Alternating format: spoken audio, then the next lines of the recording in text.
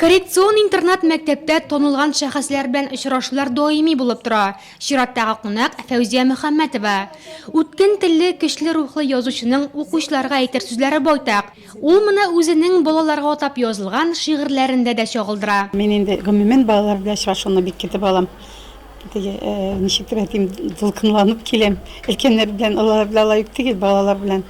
Монда бит инде бигрәк тә үзенчәлекле балалар. Мен шуның өчен инде менә безнең бит инде балалар инде аларның теге үзенчәлекле дип торырга түгел, һәм инде аларның да менә җөрәгенә ниндидер күңеленә, ниндидер менә бездән теге шигъри тылсым иңсә дип әйтим инде. Безнең сүзебез барып җитсә, алардан без инде бик бәхетле, алардан ингән шундай бала бит инде бигрәк алар бит самими барса да менә күренеп тора. Алар чын ихлас күңелдән сине тыңлап утыралар, ихлас күңелдән сорау бирәләр.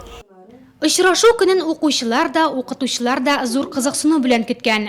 Һәр җирдә татар рухы хөкем сөрә. Сәхнәдә милли кием